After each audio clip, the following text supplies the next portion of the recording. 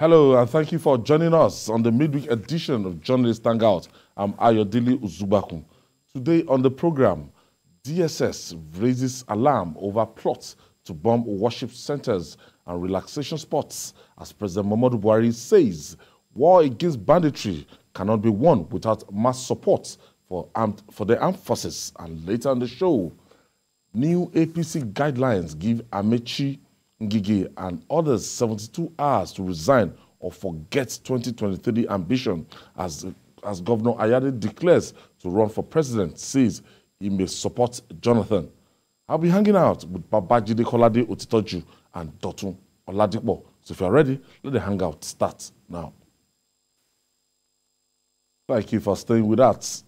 Our deaths touch our collective hearts as a country, as many are eagerly awaiting to find out the cause. The FCT command of the Nigerian police says it has forwarded the autopsy results conducted on the late OSINACHI NWACHUKWU to the Director of Public Prosecution, DPP, for vetting and possible prosecution. The FCT Police Public Relations Officer, Joseph Ada, says the autopsy was conducted on the late popular gospel singer to demystify the circumstances surrounding our death. Babajide, we're in a country that, yes, we have one-way narrative, and I don't know, what if this autopsy does not give credence to that narrative that she was, battered by her husband, beaten by her husband till she entered into the state of coma? Well, nothing to substantiate it. That's an hypothetical question. The thing is, she was injured on her chest, and the doctors were not told why. The doctors were not told why. The doctors felt if they had told them the exact reason for that sharp pain that she was going through, if, for example, they had told her, they would have known what to do. They would have known what to do.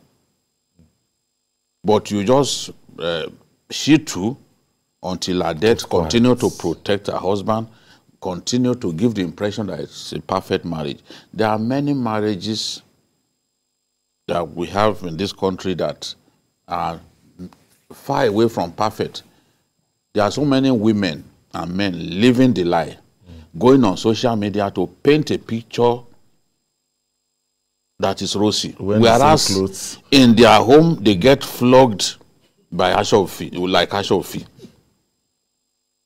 But they will give the impression that all is where they will publish pictures of their wives, their children and all that, a smiling husband. Whereas that smiling husband is a beast.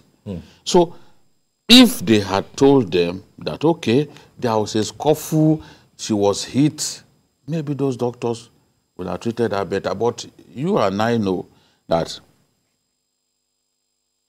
anything could happen. You see, this sort of, I'm not so excited about what is coming, but I could see that the Minister of Women Affairs is piling the pressure. She not only went to the home of these people, she went to see the IG and made the IG to bring this person out of detention. And was paraded before the family members. So the woman is not joking about the matter. She's eager to have this guy. It's like she had had so much that she's convinced that build up to nothing could have caused this woman's death except that beating. Yes. So the autopsy that the police are now have in their possession will show us exactly the cause. But if the injury to her chest, if they can prove, if the autopsy can prove that not as a result of battery, she was punched there, this fellow is in trouble, because the fury of an angry woman, the fury of a woman who is really, really distressed, as we have seen with the minister, because she was saying that even that they have told the president, they are not going to leave this guy alone. No. If the autopsy shows the slightest hint there was that of physical assault. That man is in for it. He's gone to jail. Now, the same narrative, you know, when the schoolboy that was said to have been beaten, battered and everything, and emotions, everybody was saying justice must take cost, we must get to the root of this thing. And perhaps when the autopsy came out, the autopsy was contrary to what everybody expected. The boy's case is in court. And as corona. such, we maybe must be a bit careful postulating on it. But whichever way it goes, like BKO said, this is going to be a test case for marriages and for the church. Let me say all religious institutions. Because beyond the general issue of domestic violence, people are beginning to use this to question what those who conduct marriages in terms of being counselors, being this, being that, and church leaders or religious leaders are doing to tackle this issue of domestic violence. Because like BKO said, we all hide under this facade of nobody must know that something is wrong in the home. Nobody must know that my husband beats me, that my wife beats me or punishes me. So it may not have been established directly that it's a result of the beating. But one thing we have gotten to know now is domestic violence was involved. And that was what led to our going to the hospital. Yes. So we must then begin to ask ourselves pertinent questions about the way we live a lie.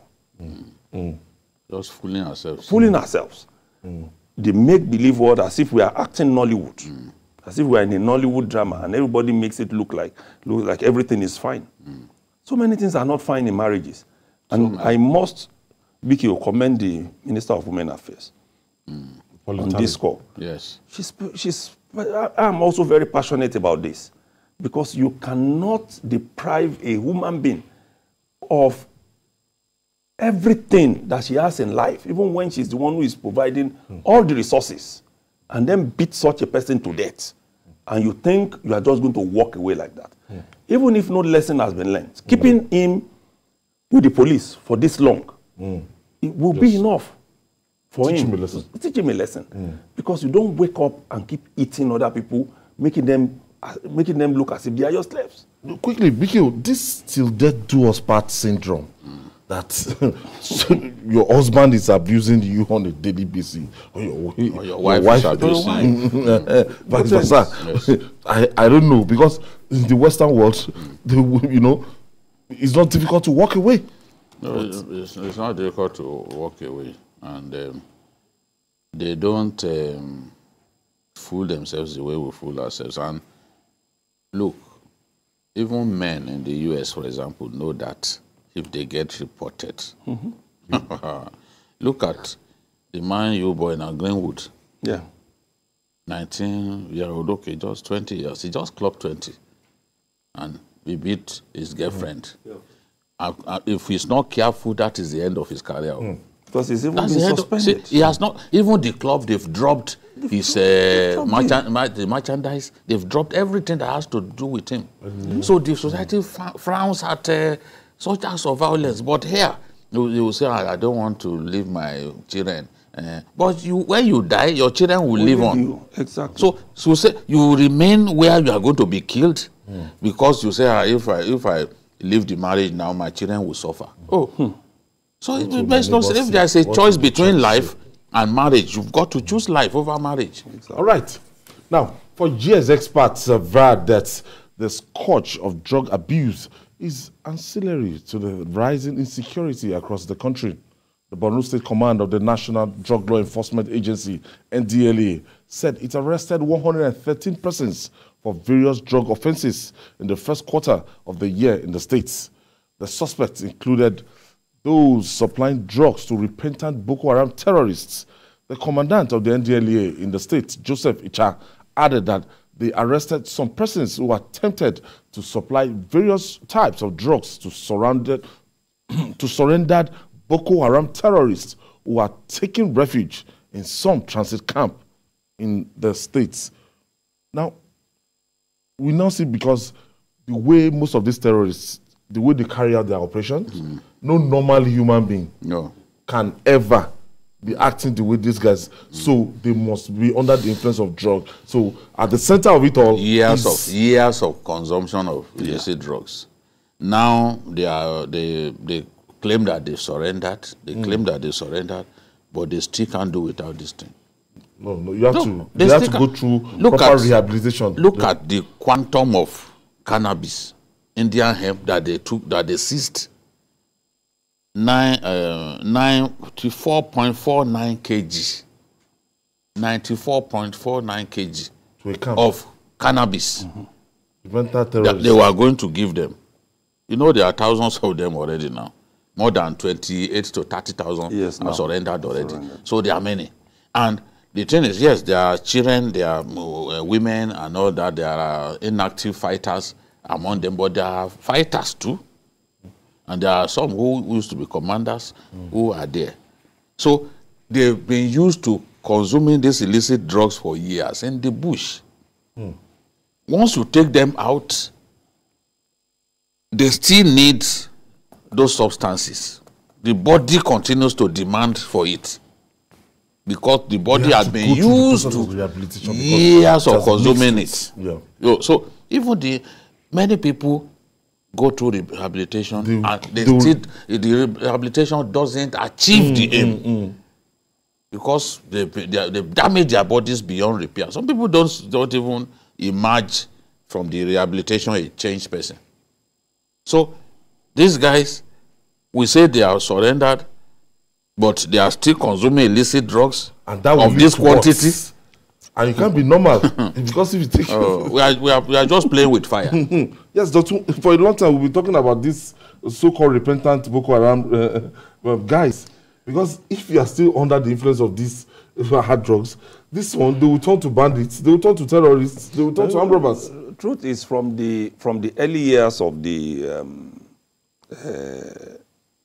formation of Boko Haram, one of the things the military tried to do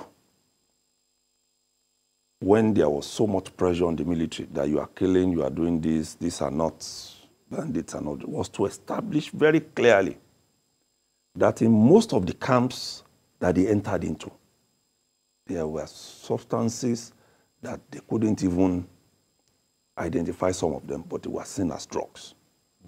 What dominated those camps in those days, according to the report, were drugs and condoms. Meaning that all of this had little or nothing to do with religion, but just sheer banditry, just sheer criminality. Aphrodisiacs. Aphrodisiacs. Aphrodisiacs were found on them.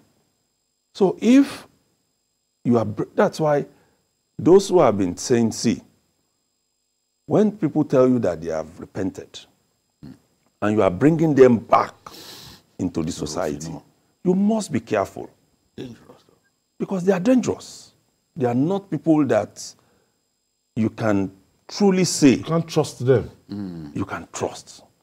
It could just mean that they are coming back into the society to take more people out, into the bushes, into the trenches, to win them over. Because if you can't do without drugs, then you can't be normal. And that's why there's still a lot of fears about what government is actually doing in those campaigns for de-radicalization. It's a big issue. They said there are psychologists there, there are this there, no, but we are not seeing the effect. We are not seeing it, because if they still have access to drugs, then anything can happen. Anything. The intake of drugs, as in drug abuse in Nigeria now, has not gotten to a very alarming stage. It's terrible. That if care is not taken, our youths between the ages of 13 to 35 under a very big threat of drug abuse. Yes. It's terrible. Many lives are being ruined. More will be ruined because of this access to these illicit drugs. And our laws are not strong enough. So 3 teenagers were sentenced today. They are not strong enough. Over drugs, 3. If we were more decisive and more punitive, definitely this thing will reduce. Look at the way, in the north, for example, Kano, one of the states where drug is abused the most in our country. In fact, a point NDLEA rated Kano as the worst in the country. People abuse codeine. People abuse Benylin, you know, cough syrup. They abuse it. Gum. This Dunlop solution that is used to seal tires. When your tire gets deflated, you seal. That Dunlop solution, once they inhale it, they are on cloud 9. So all kinds of, there are local drugs made from herbs. So they improvise. Yes. But the drugs, what they abuse the most, largely tramadol, codeine, the benylins of this world, the cough syrups, the loud rofinol. That rofinol is a date rape drug. They use it for date rape. Once you take rofinol, you give someone rofinol, that person, it wipes that person's memory. So that person cannot come and testify in court against you after the rape because she will not remember what transpired. Blackout. And the unfortunate thing is that it damages the womb of the woman. So it's one of the most dangerous of all. It's one of the most dangerous of all. But they continue. I just saw one of the drugs paraded, and I saw rofinol amongst those drugs. It's a very, very dangerous drug because of the damage that it does to the body. It's back on That's rofinol there. When you even go to some areas in Lagos, the way they hawk these things, you'll be alarmed. Well, it has gotten to that stage, you know, where we must, like Wiki said, be very careful. Otherwise, we are going to lose the coming generation to drugs. That's what they even use couriers now. Yeah. Yes. So they'll just bring it to where you are. Online. Yes, that's what happened. I think even with this girl that killed Chidima, that was what they did. Because she was talking about the fact that they brought... Yes. There are some websites they ordered for it and it was delivered. Yes, your doorstep. Even now you have so many snacks that contain drugs. Yes, cake especially. Cake, make it with it, and then you order it. You order it. Depends on what you want. You have rice with cannabis, whatever anything at all. That's why people can hardly live without drugs now. Since they are putting it in their food, they are putting it in their water. When I went to repair my phone somewhere and I saw this boy was clutching this Pepsi bottle, was clutching it. I said, what is... For more than an hour, you are just holding on. What is it? Pepsi. Yes. So there's something in it. He had clearly put codeine inside. Or a mixture. Or the cough syrup. Or more. Yeah. You know, somebody suggested I must have put, because of the color of his tongue, I must have put this cough syrup inside. It's just terrible. You see people just moving along. You see, merely looking at him, you know that this one is a junkie. He's gone. The way they walk. They're gone. He can barely explain his actions. He's lost somebody was walking. I was driving today, and somebody was walking. A guy right in the middle of the road. You know, everybody was just avoiding him, meaning he had just done something to himself. And until when it wears off, people take syringes and inject themselves, inject cocaine straight into their bodies. I mean, just damaging themselves. All right. If internal vigilance is the price we have to pay for liberty, then we may have to brace up to pay more as a country.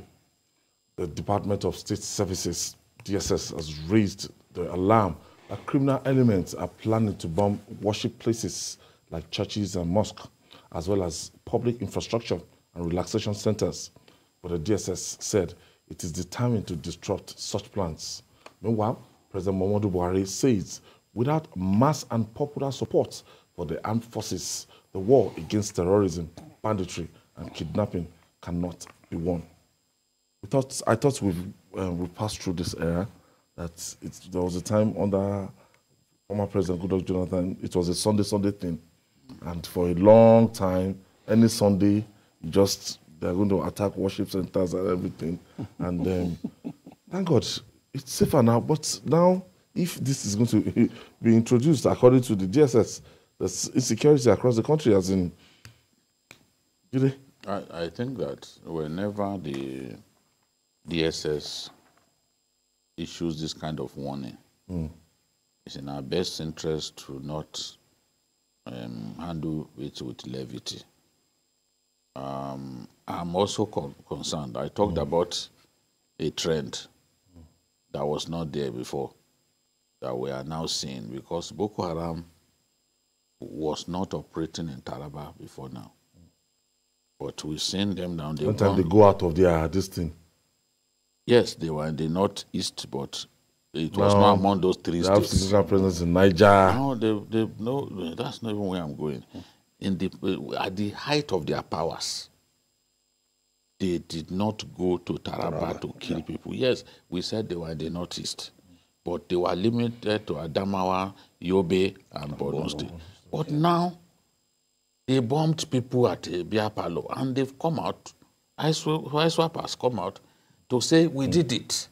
Remember when the Americans warned that these jihadist elements were going to the northwest, a lot of us dismissed it, as we usually do. Today, you and I know, and even the Minister of Defense has come out to say Boko Haram and bandits are planning operations together in the northwest. But we were warned. The Americans had warned us a long time ago, not less than 3-4 years ago, that these guys were making plans to go to the northwest. Today, they are not only in the northwest, they are in Niger, in the Shiroro area. The governor even mentioned communities that they have taken over, that are now their own. But this idea, if they can be bombing beer parlors, if they can go to beer parlors to slaughter people like ram, the way they did in Gaydam, are we sure that they can't resume attacking mosques and churches? Because the truth is they've attacked mosques in the past. So it's not churches alone that they attack. They've killed Muslims. Much more. They have killed, they attack mosques. They've attacked mosques in the past. More. So we have to admit that. They are looking for who to kill. They don't have a religion. They fool you because they are bearing Muslim name, but that doesn't make them a Muslim. It's not the hood that makes the monk. They want to cause that. It is your way of life that will show whether you are a Muslim or you are a Christian. If your way of life is not Christian-like, then you are not a Christian. Yes, it's not, you are not a Christian. If your way of life is not in sync with what the Holy Prophet prescribes or prescribed, then you cannot claim like you are a Muslim. You are just a bloody pretender. So this is the thing. We have to be ready. The kind of security measures that we put in place in those days, they are no longer there. The kind of routine checks will stop a car, will search. We no longer do those things. In those days, we are coming to Abuja from the airport. You know how many times you will be searched. Are we still doing that? The answer is no. So we have to be careful. We have to be ready for anything. All right. Okay, we'll take this break. When we come back, we'll talk more. Still Journalist Hangouts. We'll be right back. Welcome back. This is Journalist Hangouts, and we are looking at the security situation across the country. Just before we went on break, it was we were analyzing how these people have changed their operations. Yes. We have to be ready. In those days, when it became almost a weekly affair for them to attack a church. Churches created barricades. Yeah, I remember. You know, you can't get up to 100 meters to a church on a bike because they were using motorbikes to carry out those attacks. So, and they created those huge iron bars to protect yes, the roads leading to the churches and all that. They did it in Kaduna, in Kano, in different places. And then states also moved to take other actions. Kano, one state where I never thought they could ban Okada. Kano banned Okada. Before then, we had more Okadas in Kano than any state in Nigeria. But they banned it because they saw that Boko Haram was using Okada to kill people. They will come, gun down people, and then escape on a bike. They will come, drop a bomb somewhere, escape. You know, they were attacking bus terminals, these luxury bus terminals in Kano, New Road and all that. That was where they were attacking. But today, those things are no longer happening because certain steps were taken. But if we see signs that these undesirable elements appear to be going back to their old ways, then we have to be ready, we have to prepare for it so that we won't be caught unawares. That's what the DSS is telling us. The DSS issued a warning sometime in December that there was going to be a meeting that Boko Haram fighters all the way from the northeast were coming to the north central to have a meeting with bandits. We are seeing evidence of all of that now. So when they warn us in this manner, we should not dismiss the warning. We have to work hard to make sure that we're on top of the situation. Now, apparently, we thought we've left that era, but with this warning now, what are those proactive steps that our security agencies must take? Biko has mentioned some of them, but the usual fear is, do we have enough manpower to do this? Because we are fighting on so many fronts with the little or the insufficient number of operatives that we have. We are fighting on so many fronts. The Northwest, Northeast, North Central, South-South, Southeast. So too many centers of fighting. Thank God that the Southwest now has Amotekun that is doing substantially well. Otherwise, the way things were some months back in the Southwest, you would also have needed large deployments of the military to the Southwest. So if we are doing this, then even as individuals, it now means we also must become security conscious. Because the best option that we have is prevention, as we are now.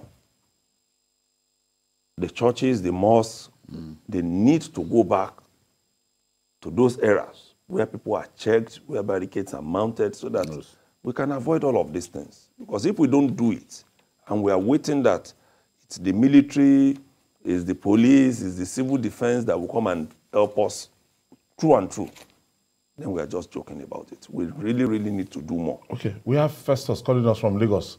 Thank you for joining us, Festus. Hello, Festus. Oh, I think we lost Festus. So, gradually, now I trust the report, the security report of the DSS. I trust and I'm sure they will take proactive steps to forestall these attacks. Yes. Because I think they should do a lot more. The DSS, early into the insurgency, the DSS made some significant breakthroughs. The arrest of Kabru Sokoto, in one local government in Taraba State. Okay. They found him, he was hiding inside his wardrobe. They used this location device to pinpoint the exact location. And they stormed the building and found him hiding inside the wardrobe. That's the coward who killed people Christmas Day in Madala. He killed dozens of people, but here you are a bloody coward. He was hiding inside his wardrobe. The way a rat hides, to steal our things. Now, what did they find with Kabru Sokoto? They found aphrodisiacs. Aphrodisiacs. Very randy. Yes, that means he's a randy fellow. The same thing Osama bin Laden. Aphrodisiac, what are you using it for? You know? So Taiwo, we have Taiwo from London. Hello. Thank you, Taiwo. Thank you for joining us. Oh, good afternoon. And well done for the good job you're doing. Go ahead, Taiwo. Regarding the discussion about DSS raising alarm about churches, mosques being bombed by the terrorists. Yes. I've never heard of such thing before. Usually, the security agent would have arrested people and then they will announce that these people were attempting to do this and they've been arrested, they're behind bars. But now that you've made the announcement, do you expect the people to wait for you to come and capture them? So I was shocked to hear that it's been announced. They should have been arrested, prosecuted, be behind bars, and thrown the key, down the drain or somewhere, and then tell people that we have protected you from these people. So I think they should take this on board. You shouldn't come out and reveal that kind of secret. Just do the job and then, thank you, Taiwo. Taiwo is taking it a notch higher that, look, they're not meant to announce to us. I think they are meant to have apprehended the culprits. They are not announcing. What she didn't get right. She got it wrong. They are warning us that it appears that this trend, just the same way we spoke about it ourselves here 2 days ago, that it appears that they've gone back to this kind of bombing that we've not seen in more than 5 years. So it's just to tell people to be vigilant. Because when you look at the case in Taraba, they've not done anything wrong. Somebody walked into a beer parlor and with a nylon bag. A nylon bag and walked out. That used to be the trend. In churches, they will tell you don't come to your church with any bag. With any bag. So what it tells us is, if you go to relaxation spots, if you go to churches, watch the person next to you. Yes. Once the person drops something suspicious, raise an alarm.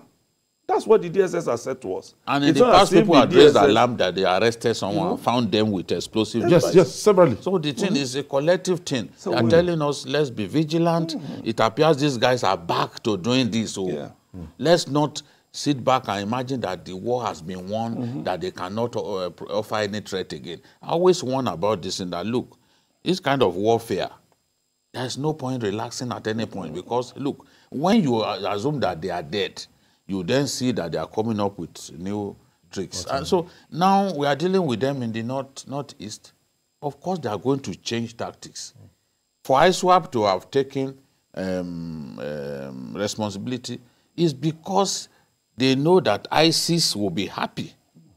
Because they are affiliated to ISIS. ISIS will be happy and they will continue to fund them as long as the reports are coming to them that they are carrying out attacks. That's the thing.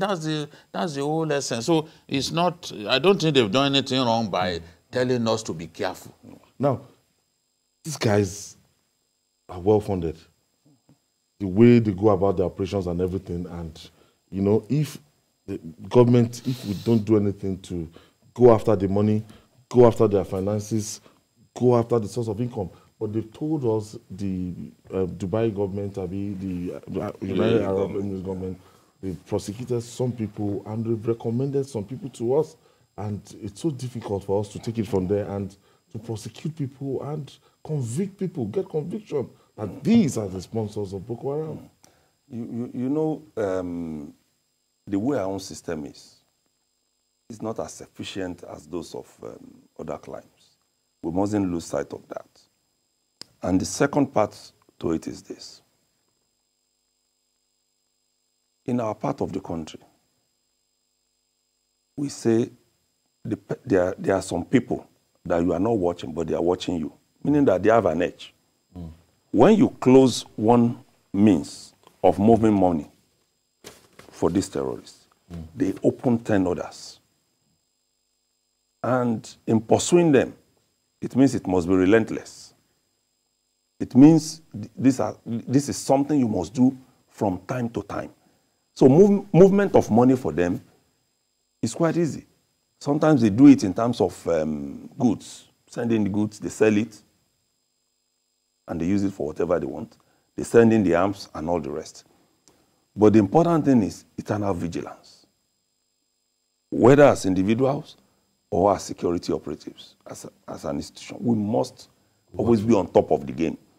Prosecution is good, but our own system, even with some of the small cases we are talking about, look at the first two that we mentioned, the OSINACHI, NWACHUKWU, and the Dowen chap, Romani. They are still there. Romani, for instance, you expect that in a matter of 1 month, everything would have been sorted out. We are still at the point of just calling witnesses, the people to come. So it's a situation we must deal with in our own context, in our own way, which means we must first be vigilant and ensure that these things don't happen. Then let the security agencies do their job. And go after the sources of funding. We should provide information. Yes, provide information. President Buhari is saying without mass and popular support, we must support against terrorism, banditry, and kidnapping cannot be won. It can be won. Yeah, they need our support. I was in the Northeast in December, and one of the generals who accompanied me for the trip to Kadamari said that sometimes they see it on the faces of people in the community when they come to bust Boko Haram there. They see hunger on the faces of those people. How can soldiers lay down their lives? They come to a community to bust Boko Haram. And anger is written on your faces. I mean, cooperated with them. Yes, they live with them. They know where these guys are. They are not ready to provide information. You know, I can't explain that. Why would people be encouraging and supporting these people? There was an old woman that was arrested. You know what she does? She helps them to keep their guns. They come and keep the guns with her. Because they won't easily suspect she's involved. Yes, because you know their operation has changed now. They operate more like armed robbers now. They just tell themselves then they will now meet somewhere. Okay. Not that they will now come like dozens. They used to do that before. Or motorcycles come about 200 of them. The air power will crush them. So they will tell themselves, okay, let's meet somewhere. That's where they will now meet, and then they attack. So but we can't be supporting people who are killing our people. It makes no sense. And finally, ambition without guide is dangerous as any vice. Hence, the need for guidelines to sanitize the process of seeking elective offices. A new guideline released by the leadership of the ruling All Progressive Congress, APC, has stipulated that all political appointees who aspire to participate in its primary elections at all levels must resign at least 30 days before the conduct of such primaries. This indicates that some appointees of President Muhammadu Buhari, like Minister of Transportation Rotimi Amaechi, and that of Labour and Employment Ngige, who are eyeing the 2023 presidency, have just 3 days to resign or forget such ambition. With the APC presidential primary elections scheduled to hold between the 30th and the 1st of June, others are coming between May 18th and 23. The new guideline also could pave to the ambitions of other aspirants running for different elective positions and have not resigned from their appointment as of April 25th. Meanwhile, the governor of Cross River State, that's Ben Ayade, said he's joining the race for the 2023 presidency. Speaking after the meeting, a meeting with President Buhari at the presidential villa, Abuja, Governor Ayade, however, pledged to support former President Goodluck Jonathan if the APC picked him as the party's candidate. Let's hear from Governor Ayade. I didn't go to the president to tell him I'm running. I went to the president to tell him I am here to join him, to support him in the process of producing his successor, to support him. And that peradventure, power is to go to the south. Peradventure, perhaps, is to go to south-south. I'm the only sitting governor from the south-south. I didn't allow, the president did not allow me to finish. And the president says, I know you, and recounted our relationship. I asked him, can I? Because I'm not here for that, unless you say so. I am running because the president have said, you go while I watch. It's a very funny season. One thing about President Muhammadu Buhari is that you can't read his mind. Everybody goes to him and they will give you that blessing. Go ahead, my son. So everybody seems to be dropping that I've gotten the clearance. Just dropping his name everywhere. Yes, from Mr. President. If anybody, you know the ridiculous thing is, if anybody steps out today to say he wants to contest, the next thing is they will say, oh, is he the person that the president wants? Perhaps he's the anointed person. Perhaps he's the president's favored person. Everybody, how many people will you say is the president's favored person? You mentioned Amaechi. You mentioned the Minister of Science.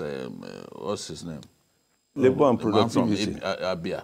Okay. Oga. Oh no. You say Ogbonaya and the president, they've been coming from way back from APP. Now, Ayade has gone there. He said the president recalled their long relation. You that you have always been in the PDP, you know? It's not as if you are with him in the AMPP or CPC. Or CPC. You are just a newcomer in their party. But you are telling us that the president recalled. The president suddenly became a historian and he was recalling their relationship and then said that he should go and contest. Olympotic professor. He has just made an Olympotic declaration. The president will not stop people from contesting. He will not tell you don't stop. This president even received a contestant from a rival party. Have you forgotten? Yes, now. Photo up with them. Yes. He was snapping them. You don't belong to the APC. APM, I remember. Your own is Egbe Onipaki. You now carry your nomination form, went to the president, and then you smiled. The president is happy to receive you and watch you smile. What happened at the end of the day? What happened? Severe beating. Oh, what happened? So he will not tell you not to join. I've counted up to 7 people that they've been telling me, the president probably, the Minister of State for Education. He too has just collected this one. Bought fact, form. Number 1. So he bought form. Now somebody said, that is hearing from the grapevine. You know, Nigerians now, some of them with their funny English, some will say we are hearing rumorsly. So they said they've heard from the grapevine that appears to be the president and the person that the president wants. You will keep waiting to discover who the president wants until that primary election takes place. That day will come now. A philosopher said time is a gentleman. Honestly. Time waits. It's just a matter of time. Time waits. Honestly. So we will know whether the president has a favorite by the end of August, May. Because all these very funny analogies here and there. Now, where is this story of former President Goodluck Jonathan coming from? And I did not believe it all this month, but till those protesters went to the former president and instead of him telling them that, look, I've did my best for Nigeria, but Goodluck Jonathan is saying, watch out. For at least a year, some powerful people within the APC had been appealing to him to contest. And I said on this program, sometime last year, I said, Goodluck Jonathan cannot swear to God that APC members had not been talking to him to come and take their tickets. Yes. And the last time I went to Abuja, somebody who is close to him, one of his boys, said, up to now, they never leave my guy alone. And I told people right here at TVC, I said, these people have not stopped, though. You know, for those people, the thinking is he will do only one term. He's not a member of APC, Jide. And then if he does one term, if the NWC decides to give him waiver to contest, what are you going to do? Are you a member of their party? You are not a member. You are not a member of their party, and you are not a decision maker in their party. They've been planning this thing for over a year. Me, I know that. They've been planning. It's not a new thing. They've even gone to meet him in his village. Yes. They've been planning it. They want him to come. That's why I said it was on this program. I said, Goodluck Jonathan cannot swear to God that he has not been receiving people from the APC who want him to come and contest the presidency. I mean, if they just go to this point now and it's becoming clearer and clearer, it doesn't mean that the signs had not been there. The signs had been there sufficiently. He has not been mingling with the PDP big wigs. It's not attending their meeting and everything. So, but at least now the primaries will soon come. Okay, is there more to the primary election? You want to, I don't know, the people, the handlers of whoever that are bringing in Goodluck Jonathan, but won't some people ask us what has been his contribution to the party? Well, you can't be too sure. With the kind of system that we run, you can't be too sure. You know, all of these things going on within these parties, they are shrouded in mystery. Unlike what we had in the past, where political parties are owned by the people. Now these parties are owned by the few. They are the ones who are controlling what is happening. So you won't even know. Can you say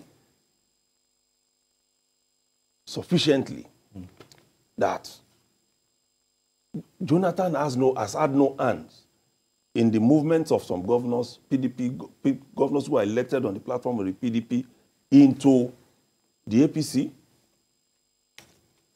Does what Ayade said at the presidential villa not have a slant of that? For you to say you are not, as if it's contested. Some of them who are still loyal. So you know that in Nigerian politics, for long. There is nothing beyond our politicians. Okay, let's go back to our political appointees that they want to eat their cake and have it.